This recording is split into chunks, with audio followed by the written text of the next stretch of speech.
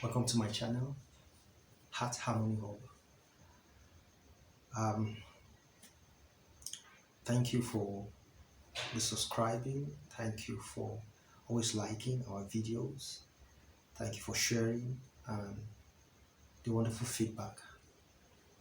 It's very encouraging. Even like that, we would still like to encourage you to share, like, comment, and subscribe so that you can get our latest video. That being said, today we'll be discussing on preventing bitterness to take in your relationship. Now, for maintaining a healthy and thriving partnership, it is crucial that you prevent any form of bitterness to take root in your relationship. The truth there is this: anytime there's bitterness, the atmosphere gets thickened. A dark cloud will cover that relationship. Nothing good will come in. Every little conversation that used to be interesting, that used to be fun, will sound spiteful. So it's wise to avoid anything that will give such chance for bitterness to creep in. And it is based on that we're giving you a strategy on how to prevent a bitterness from creeping in.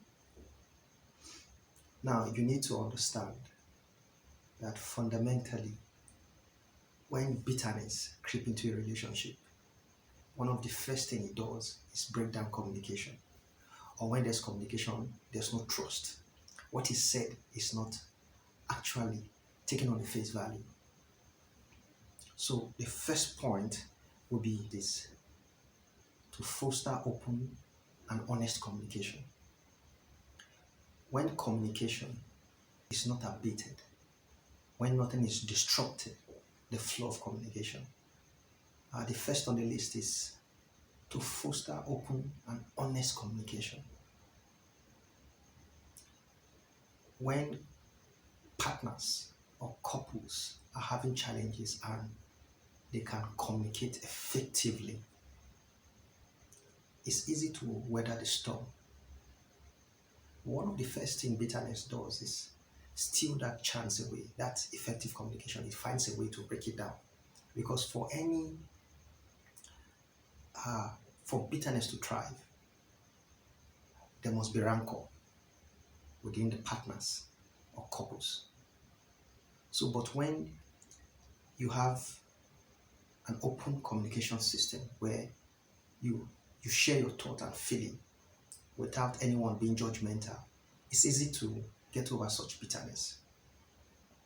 It's important while you're sharing your thought, you trust. You take everything your partner is saying to literally be true so that you can overcome. Why? Any issue that come up, you find a way to trash it immediately so that it doesn't stockpile to get to the point where it escalates. So as issues arises, because the communication flow is okay, you trash it immediately. Another strategy is to actively listen to your partner so that you can understand their perspective, you can understand their experience and emotion. If you go back to our other videos where we talk about communication, I always emphasize the point of you listening intensively. Listen to understand what they are saying and not even saying. You just don't listen, you observe. That's what they call body language as well. You need to understand body language because body language too speaks. So you listen, you pay attention, you're very attentive. You listen so that you can understand their perspective. It is only then you can actually understand, or yeah, you can understand what they are going through. If you don't do that, it will be difficult. Don't always be in a hurry to reply. Sometimes, even when you have something to say, it's best you keep quiet so that it doesn't look like you are taking a defensive stand. That you're quiet does not mean you're a terrible loser or you don't know what you're doing. Silence at times is wisdom on its own. When you want peace to reign, when you have your partner's interest at heart, the relationship matters to you. Sometimes you overlook some excesses for growth from your expression. Let them see it written all over you that you are listening intensively. Your mind is truly open to them because you value the relationship. Let them feel it that yes, you are paying them undivided attention. And that is respect, by the way. It shows you value your partner's opinion and care about their feeling. But when you are too quick to answer or too in a hurry to defend, it shows you're not remorseful if you're the one who is wrong, or if there's a problem, you you make it seems like you're a fault founder. You're always pointing accusing finger. You're not interested in settling the issue, or you prefer pushing it to the other person. Another strategy is to spend quality time with your partner. Spending quality time with your partner allows you to discuss a whole lot of things. It helps you put things into perspective for problems or issues that will come in future. Sometimes discussion give you an idea how, if things like this happens, this is the kind of feeling you get.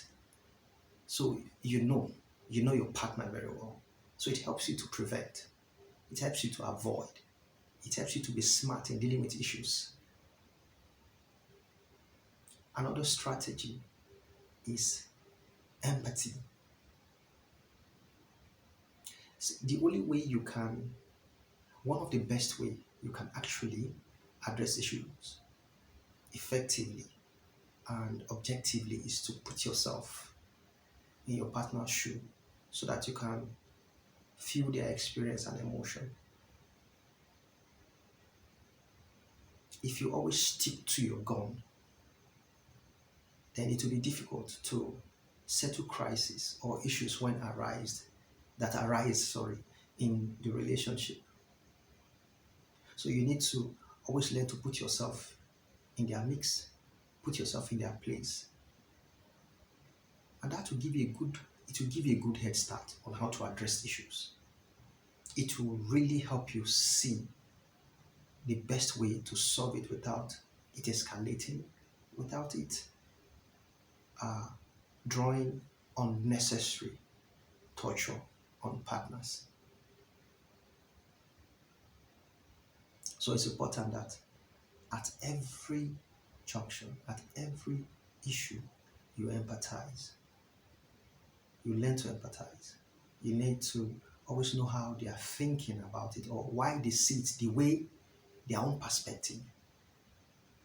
Don't always go on believing your. Now, at the cost of listening attentively, learn to validate their feeling. Even when you don't agree with their perspective, at least acknowledge, validate their feeling. It's very important. Let us always be ready to uh, forgive grievances of the past. Holding grudges will lead to bitterness, while forgiveness Forgiveness will allow for growth and development. When you hold grudges, the funny thing is you you are not only locking the person you're holding grudges with, you're locking yourself up too. You're not giving yourself chance to grow. When you are when you are bittered, everything around you ceases growing.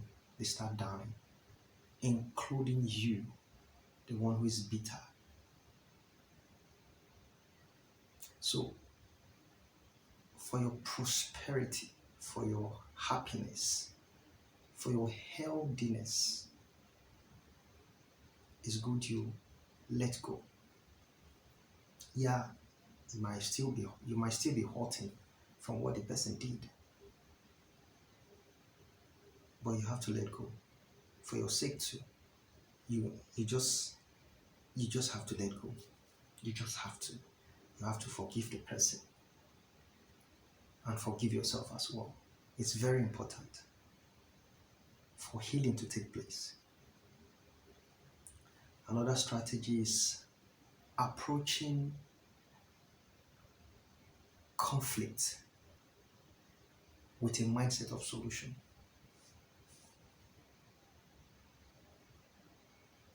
Is always be ready to make peace.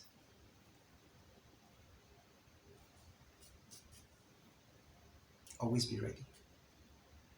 When there's conflict, when there's misunderstanding, go there with the heart of making peace, with a mindset of let's find a solution to this and move on. Because honestly, when you bittered, you stagnated, you cease growing. When you become bittered and bear grudges with people, mostly your partner. It's funny when someone is your husband or someone is your wife and you hold grudges against them. You see them every day. Most probably, you guys sleep on the same bed and you're angry with him. You're not happy, you're bittered. Every time you see the person, every time you see your partner that you're angry with, you're bittered, you become sad. It affects your mental health. It psychologically destroys you. So the best thing to do is let go. When there's misunderstanding in the house, focus on making peace quickly. Focus on the issue at hand. Trash it out and move on. Because if you keep holding on to it, there's no way you breathe fresh air. There's no way that's impossible.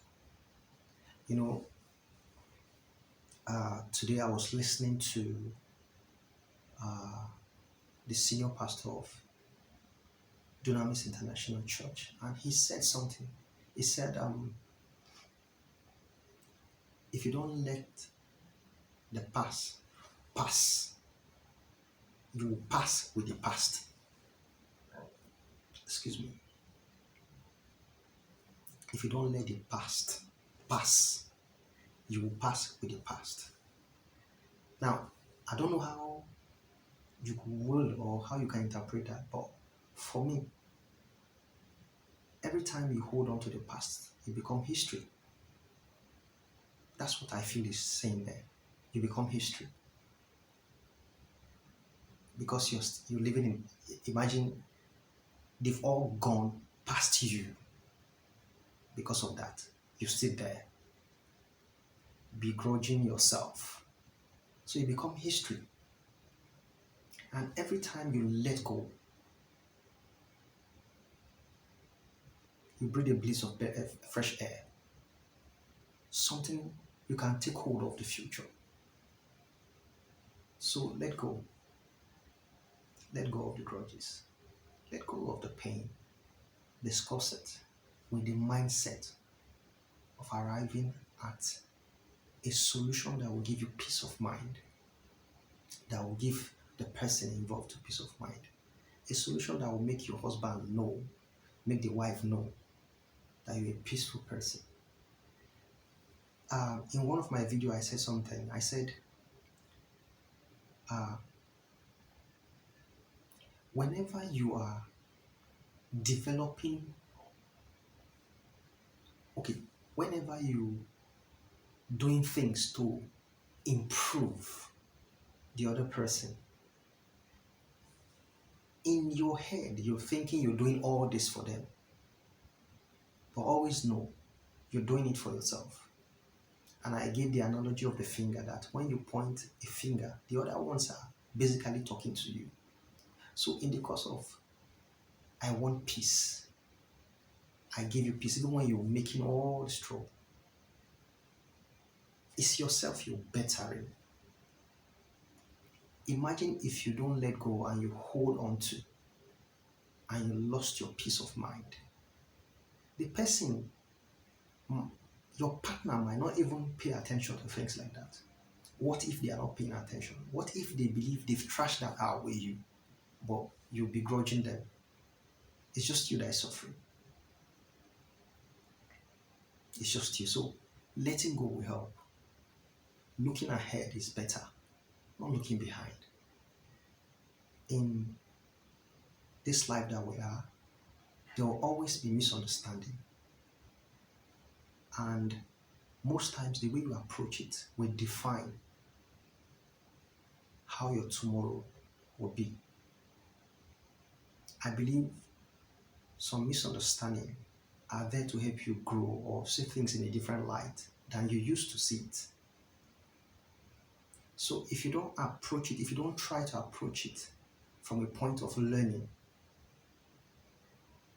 sometimes you are wrongly fixated on what will give you sadness, pain, and sorrow. So it has happened. What did we learn? If it happens again, how do I approach this? So there's always something to learn when there's misunderstanding in a relationship. There's always something to learn. You need to pay attention to pick up the lessons so that you can improve your relationship. You can improve or being a better person in that relationship. Always learn to appreciate yourself.